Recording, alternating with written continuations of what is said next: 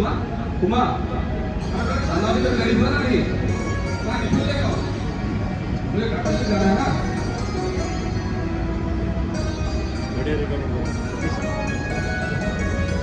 क्या हुआ इतना लेट करते हो अरे टिफिन ले जाओ ना ओहो सिर्फ बुलाता रहते हैं उमा उमा खाना लेके आओ टिफिन लेके आओ मैं तो आदमी है कि मिशन है मुझे भी टाइम लगता खाना बनाना में और अब मुझसे लेट तो और बोलते कि उमा टिफिन लेके आओ उमा खाना लेके आओ उमा प्लांट जाना है सोचो जल्दी उठने के लिए समझ में आ रहा ठीक है ओहो भाई तो कौन स्टार्ट है ना कौन है खाते को हैरान करके आरंभ कर दे तो ओ मु तो जहाँ कहूँ जे घर समस्त भावुँ तो हैरान कर केतल तो भाज बदल रोचे केतल तू भी बदल हो बुझीपार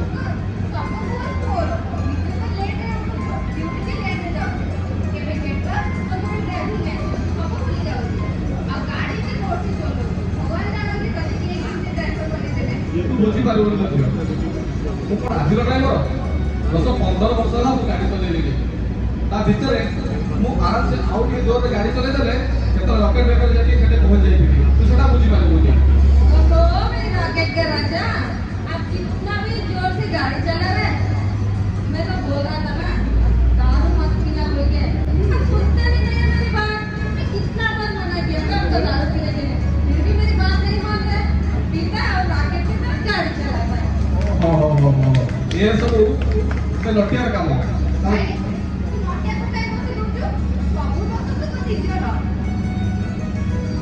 ମୁଁ କେତେବେଳେ କଣ ଭୁଲ କଲି ମୁଁ କୋଉଠି କଣ ଟିକେ କରିଦେଇଥିବି ଲଟିଆ ଆସିବ ତ ତମମାନଙ୍କୁ ଜଣେଇ ଦେଇଛି ଆଉ ଚୁପ କର ତୁ ମିଛ କହୁଛୁ ଖାଉଛୁ ମୁଁ ସବୁବେଳେ ତତେ ବୁଝେଇଛୁ ମଦ ପିଇ କେବେ ବି ଗାଡ଼ି ଚଲେଇବୁ କିନ୍ତୁ ତୁ କେବେ ବି ମାନୁଛୁ ଏସବୁ କମ କର ନହେଲେ ବାପାକୁ କହିବେ ତୁ ଧରଣା ଭରା ତୁ ବାପାଙ୍କୁ ସେ ବିଷୟରେ ମୂଳରୁ କହିବୁନି ଯଦି ବାପାଙ୍କୁ କହିବୁ ବାପା ବୋଉ ମତେ ବହୁତ ରାଗିବେ ହେଲା ମୁଁ କହିଦେବି ଓହୋ ତୁ କଣ ଚାହୁଁଛୁ କହିଲୁ सुनो सुनो आपका बहन का बर्थडे 2 दिन के बाद आप प्लांट से जल्दी आने टाइम पे कुछ तो लेके आना समझ में आ रहा ମତେ ସବୁ ଜଣା ଅଛି 2 ଦିନ ପରେ ମୋ ଭଉଣୀର ଜନ୍ମଦିନ ପଡୁଛି ମୁଁ ଆସିଲା ବେଳେ ତୋର ଗୋଟେ ବହୁତ ବଡ଼ ଗିଫ୍ଟ ନେଇକି ଆସିବି मते किसी गिफ्ट दरकार नहीं ଦରକାର ନାହିଁ नहीं मते किसी भी गिफ्ट दरकार नहीं मते जहां दरकार तू दे परिबो ମୁଁ ତତେ ନିଶ୍ଚିତ ଦେବି କହ କହ କଣ ଦରକାର ତୋର पक्का प्रॉमिस ପ୍ରମିସ୍ କରୁଛି ମୁଁ ତତେ ଦେବି କହ ताले ठीक अछि तू मते प्रॉमिस करके आज तो केबे भी जिनिस करबी ଏଇଟା ଗୋଟେ ଛୋଟିଆ କଥା କହିଲି ତ କେବେ ବି ଡ୍ରିଙ୍କ୍ସ କରିବି ମୁଁ ତତେ ପ୍ରମିସ୍ କରିକି ଯାଉଛି ଟୋଟାଲ ଡ୍ରିଙ୍କ୍ସ କରିବି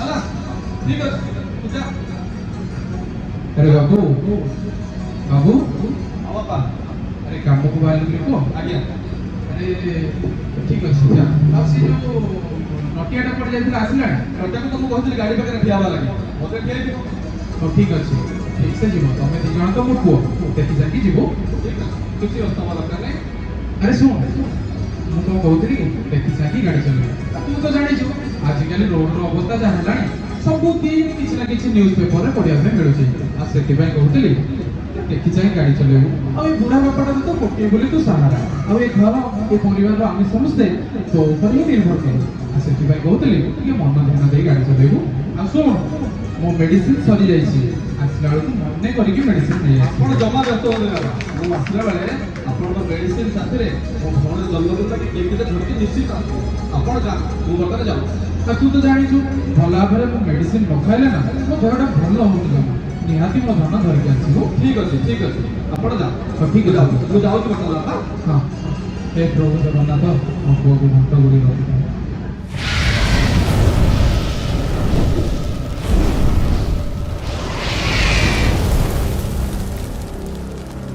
अरे नटिया नटिया अरे कौन बोलू रे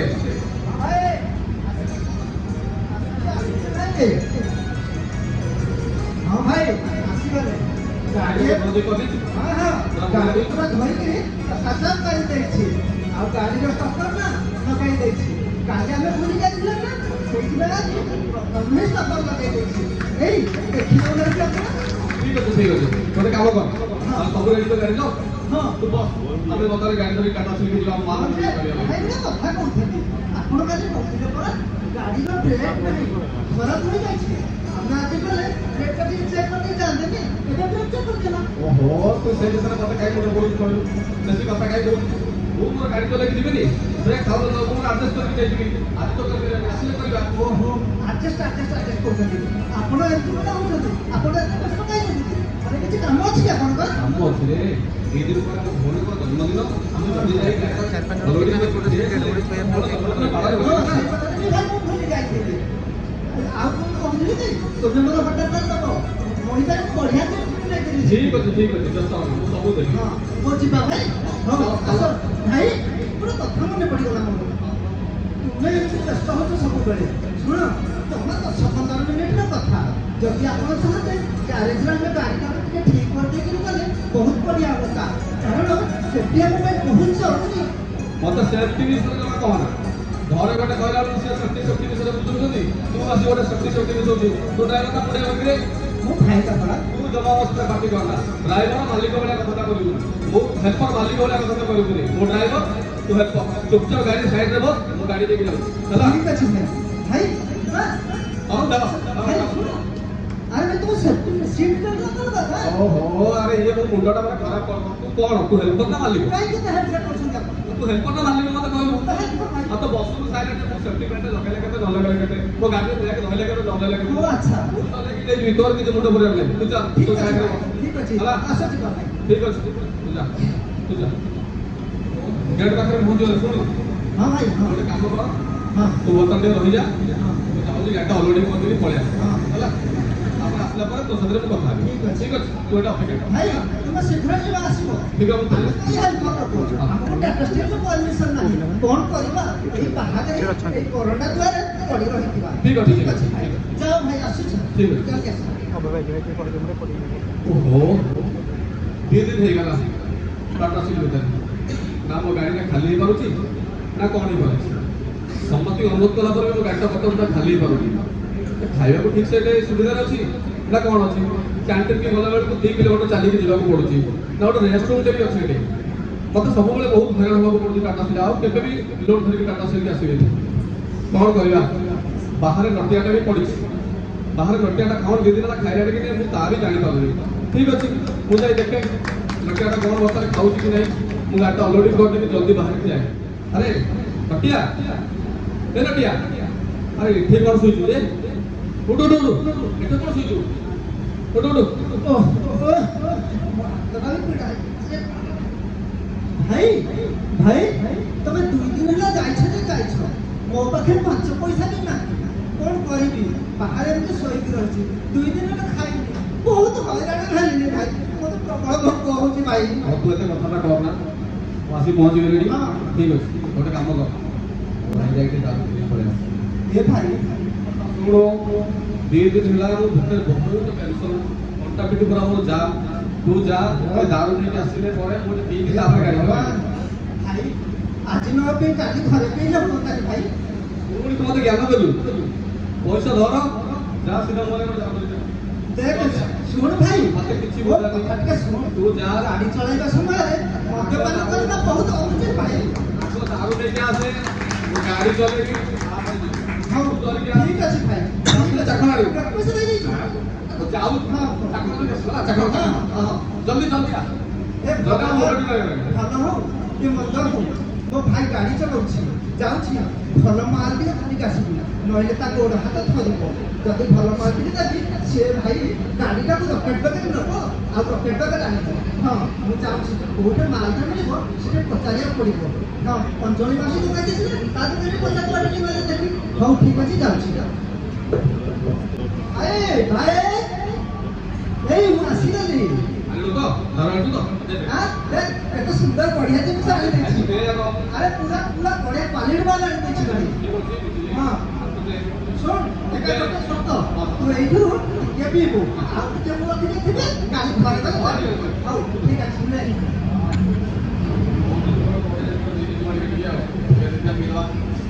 ଭାଇ ଶୁଣ, देख तो भाई केड़ा सुंदर चाखना भी आड़ी थी मारी मारी के किसी का नहीं तू कांटा है शिमला मारी था ना हम क्या भी सब पूरी करे खाई तो भाई सुना है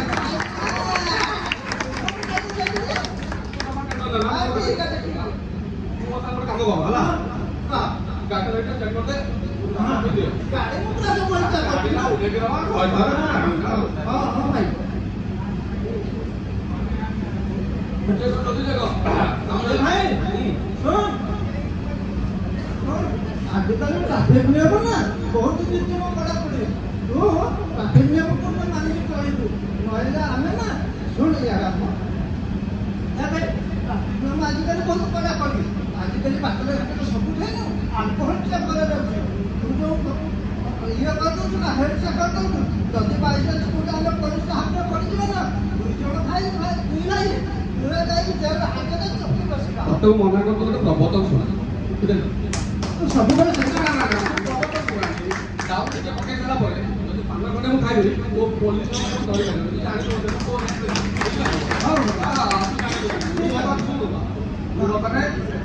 ଦାରୁ ପିଇ ସାଇଲି, ରେଡି ହେଇଗଲା, ସାଇଡରେ ମୁଁ ଜମା ମୁଁ ପହଞ୍ଚିଲା ପରେ ଘରେ ପାଟି କରିବି। ହେଲା, ମୁଁ ଆମେ ଯାଉ ଯାଅ ଯାଅ ଯାଅ ଯାଅ। ଭାଇ ଯିବା ଯିବା।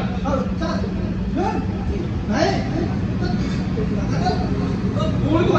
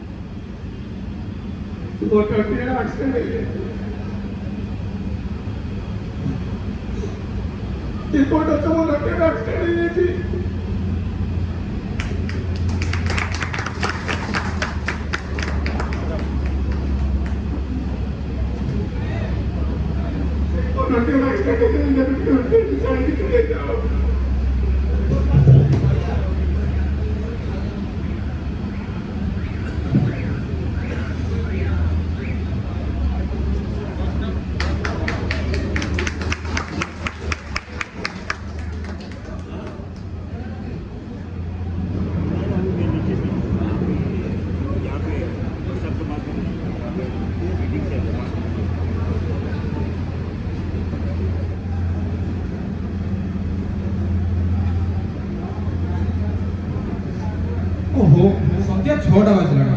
ବାବୁ ଏପର୍ଯ୍ୟନ୍ତ ଘରକୁ ଆସେ କୁଆଡେ ଯାଇଛି କେଜାଣି? ଏତେ ଆଜି ଆସୁ ତାକୁ ଦଉଛି। ମୁଁ ବାରମ୍ବାର ତାକୁ ମନା କରିଛି, ଯୁଆଡେ ଯିବୁ ଶୀଘ୍ର ଘରକୁ ଫେରି ଆସିବ। ତା ଛଡା ଆଜିକାଲି ଯାହା ସମୟ ହେଲାଣି, ନିଜକୁ ସୁରକ୍ଷିତ ମନେ କରିବା ଆଉ କିଛି। ଆଜି ଆସୁ, ଦଉଛି ତାକୁ। ହ୍ୟାଲୋ ହ୍ୟାଲୋ, ହଁ ନମସ୍କାର ଆଜ୍ଞା, କୁହନ୍ତୁ ଆଜ୍ଞା, କଣ ହେଇଛି କି? ହଁ ଆଜ୍ଞା, ମୁଁ ତ ବାପା କହୁଛି। କଣ କହୁଛନ୍ତି ଆପଣ? ମୋ ପୁଅ ମଦ ପିଇଛି? ଆପଣ ମିଛ କହୁଛନ୍ତି। ମୋ ପୁଅ କେବେ ମଦ ପିଇ ପାରେ ନା।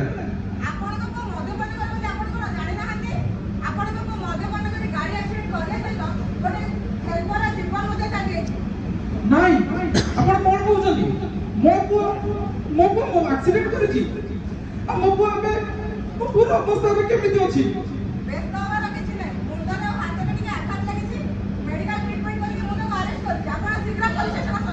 ହଉ ମ୍ୟାଡାମ, ମୁଁ ଏବେ ଆସୁଛି ମ୍ୟାଡାମ, ଏବେ ଆସୁଛି।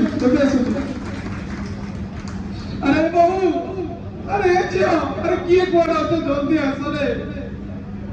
हे भगवान, ये केमितिका दिन देखौछ? ए ମୋ ପୁଅଟା ହାତରେ ସବୁ କଣ ଘଟେଇ ଗଲ? हे भगवान, ମୁଁ ଏବେ କଣ କରିବି?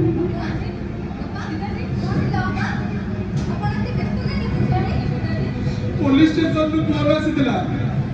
पुलिस कोड बाबू को अरेस्ट କରିଛି। आ बाबू करा कोनो एक्सीडेंट କରିଛି। अब से एक्सीडेंट रे अब पुଅ ନଟିଆଟା ମରି ଯାଇଛି।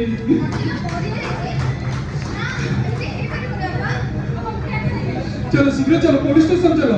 चल शीघ्र चल, पुलिस स्टेशन चल। भाई भाई कोड़े बोला भाई भाई तू कौन बोल भाई ये सब केमिति देला भाई गाड़ी चला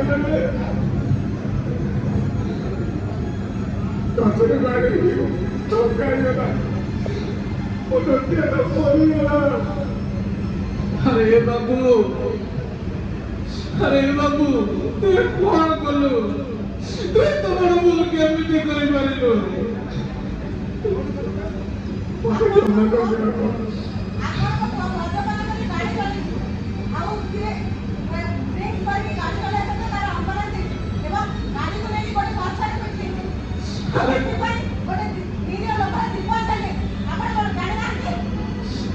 ए दादा अरे तू के मत मत पी की गाड़ी चले लोड़ी भूल कर गया फोटो भी स्पीड होती तो गाड़ी में ब्रेक का लगी थी होती तो गाड़ी से नहीं पहुंचने वाली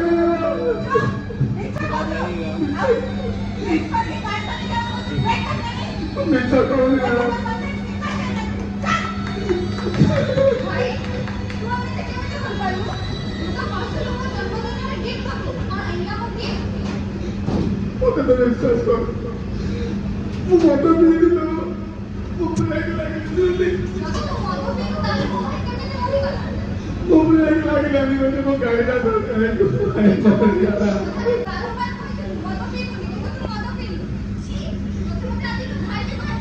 वो मैं तो सुन रहा तो वो तेरे लिए भाई की चाबी की जा रही है क्या बोला था मुझे दारू नहीं पीते तो बोल गया ना क्या कर दिया एक का जान ले लिया उसका परिवार को मैं क्या समाधान करूं हां क्या बोलूं बोले लगे क्या बोलेगा बोले लगे यहाँ बात तो मैं अरे वो भाई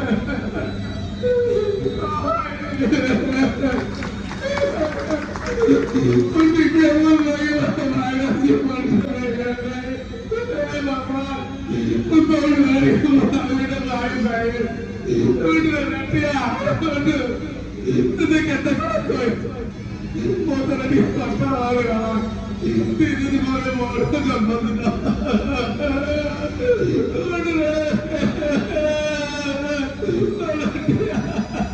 पापा तेरे मुझे ऐसे उन्होंने क्षमा कर दिया वो लड़के को मारने से मारता आज बताओ मुझे बहुत रोना तो सकते मत समझ में किसी ज्यादा लगा दिया पुलिस का अरेस्ट कर दिया वो बाहर निकल गया वो तक पुलिस ने एक मत नजर ऐसे वो बाहर से पहुंचा मुझे गई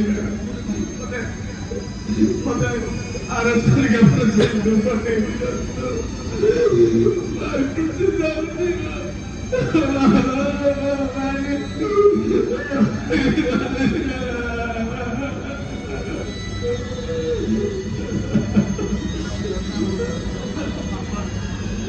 Tapi kalau berarti